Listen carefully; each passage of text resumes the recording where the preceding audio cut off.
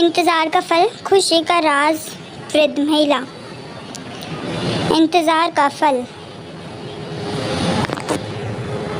सब्र का फल मीठा होता है। आपने इस मुहावरे को ज़रूर सुना होगा। चलिए आज हम इस कहानी से जानते हैं कि इसका मतलब क्या होता है। इस कहानी में बताया गया है कि तारों को कैसे ईर्ष्या का भाव उत्पन्न होता है और श्री नारद मुनि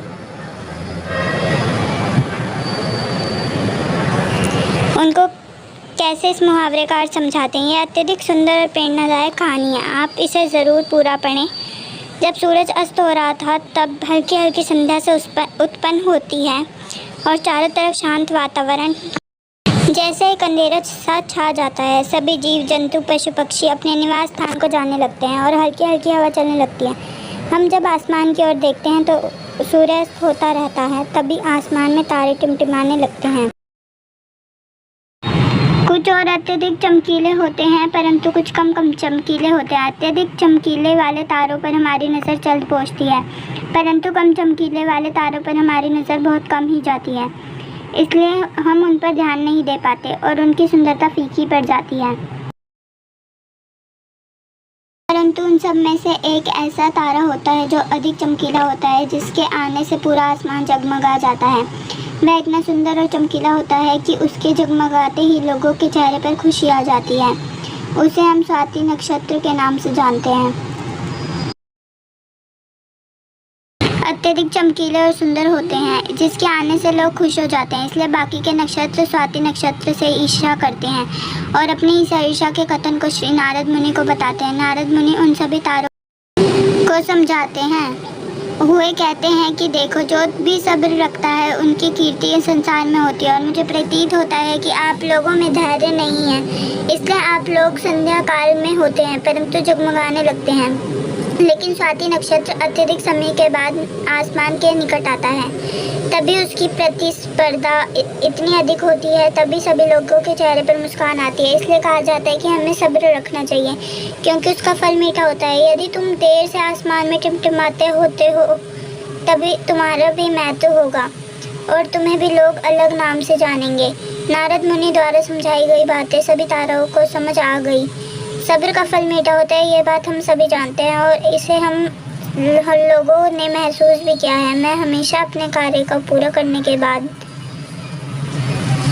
उसके परिणाम का इंतज़ार में उतावली हो जाती हूँ या फिर अपने आने वाले कार्य को पूरा करने के लिए उतावला हो जाता हूँ, जिससे मेरी आने वाला कार्य बिगड़ जाता है। परंतु मुझे ऐसा नहीं करना चाहिए। मुझे सब्र रखना चाहिए उस परिणाम का या उस आने वाले कार्य का, जिससे मैं उस कार्य को अच्छे से समाप्त करूं और उसका परिणाम भी अच्छा हो। हम जानते हैं जल्दी में लगाया गया निशाना हमेशा अपने गोल से बाहर जाता है। हमें धैर्यपूर्वक उस निशाने का भेजना चाहिए, तभी हम जीवन में सफलता मिलेगी। हमें किसी भी कार्य को धैर्यपूर्वक करना चाहिए, तभी सफलता के दरवाजे खुलते हैं। धैर्य ही ऐसा शास्त्र है जो विकट परिस्थितियों में मनुष्य के मस्तिष्क का संतुलन बनाए रखता है और उसके आगे आने वाली चुनौतियों से भी निपटने के लिए नए मार्ग बतलाता है।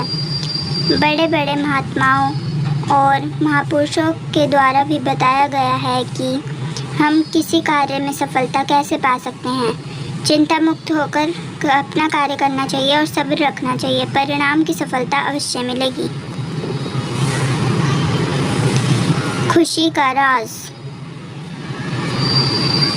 एक बार की बात है, एक गांव में एक महान ऋषि रहते थे। उस गांव के लोग उस ऋषि का बहुत ही सम्मान करते थे। गांव के सभी लोग जब भी कोई समस्या आती तो वह ऋषि उस समस्या का हल ज़रूर बताते। सभी गांव वाले उस ऋषि से बहुत प्रसन्न थे। हर बार कोई नई समस्या लेकर उस ऋषि के पास आते और महान ऋषि उस समस्या का हल बताते। एक बार एक व्यक्ति उस ऋषि के पास एक सवाल लेकर आया और ऋषि से पूछा कि गुरुजी, मैं एक प्रश्न पूछना चाहता हूँ। तो ऋषि ने कहा, पूछो, तुम्हारा क्या प्रश्न है। तो वह व्यक्ति कहता है, मैं खुश कैसे रह सकता हूँ, मेरी खुशी का राज क्या है। तभी ऋषि ने जवाब दिया कि इसका जवाब पाने के लिए तुम्हें मेरे साथ जंगल में चलना होगा। कुछ समय बाद वह व्यक्ति खुशी का राज जानने के लिए ऋषि के साथ जंगल में जाने के लिए निकल लेता है और दोनों जंगल में जाते हैं। तभी रास्ते में एक बड़ा पत्थर आता है और ऋषि उस पत्थर को अपने साथ लेने के लिए उस व्यक्ति को कहता है, वह व्यक्ति ऋषि के आदेश को मानते हुए उस पत्थर को अपने हाथों से उठा लेता है। कुछ समय बाद उस व्यक्ति को उस भारी पत्थर से हल्का दर्द होने लग जाता है। वह व्यक्ति इस दर्द को सहन कर लेता है और चलता रहता है। काफ़ी समय तक वह व्यक्ति उस दर्द को सहन कर लेता है, लेकिन जब उसे दर्द ज़्यादा होने लगता है तो वह महान ऋषि से कहता है कि मुझे दर्द हो रहा है और मैं थक गया हूँ। तभी ऋषि कहते हैं कि इसे नीचे रख दो। वह व्यक्ति पत्थर को नीचे रखता है और उसे राहत मिलती है। फिर मुनि कहते हैं कि यही तुम्हारी खुशी का राज है। वह व्यक्ति वापस पूछता है कि गुरु मैं कुछ समझा नहीं। फिर ऋषि वापस उस व्यक्ति को जवाब देता है कि जिस तरह तुमने इस भारी पत्थर को 10 मिनट के लिए उठाकर रखा तो तुम्हें थोड़ा दर्द हुआ, 20 मिनट तक उठाया तो उससे ज़्यादा और दर्द होने लगा। ठीक उसी प्रकार जितनी देर तक यदि तुमने अपने जीवन में खुश रहना है तो कभी अपने ऊपर दुख को हावी मत होने दो। दुख इस भारी पत्थर की तरह है, जिसे हम जितना रखेंगे उतना ही हमें दर्द और कष्ट देता रहेगा। वृद्ध महिला।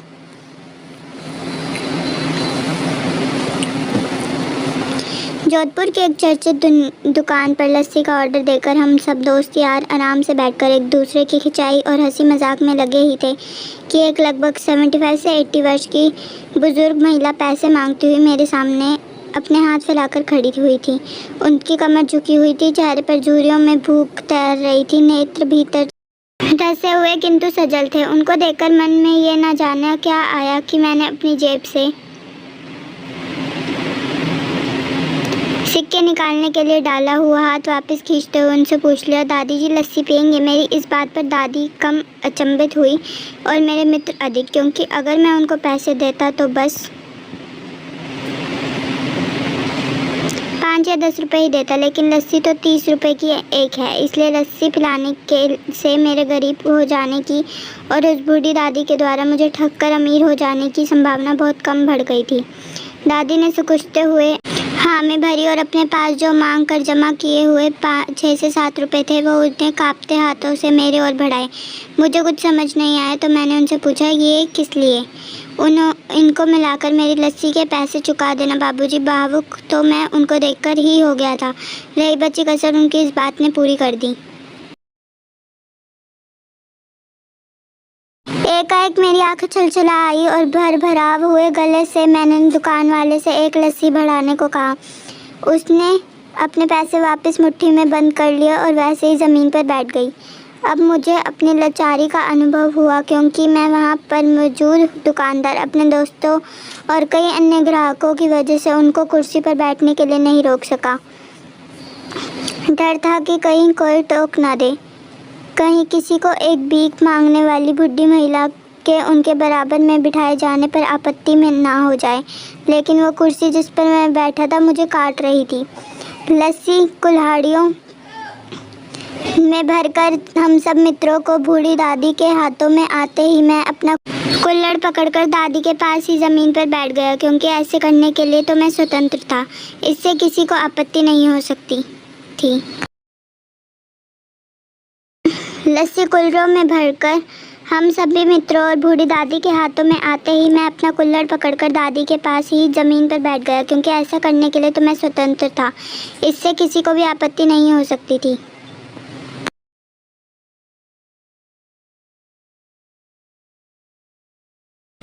हाँ, मेरे दोस्तों ने मुझे एक पल को घूरा, लेकिन वो कुछ कहते उससे पहले ही दुकान के मालिक ने आगे बढ़कर दादी को उठाकर कुर्सी पर बैठा दिया और मेरी ओर मुस्कुराते हुए कहा, हाथ जोड़कर ऊपर बैठ जाइए साहब। मेरे यहाँ ग्राहक तो बहुत आते हैं, किंतु इंसान कभी कभार ही आते हैं।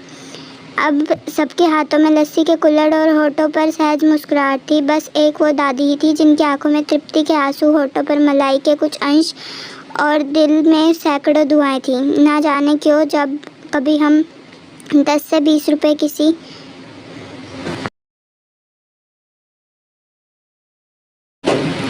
किसी गरीब को देना या उस पर खर्च करते हैं तो वो हमें बहुत ज़्यादा लगता है, लेकिन सोचिए कि क्या वो चंद रुपए किसी के मन को तृप्त करने से अधिक कीमती हैं।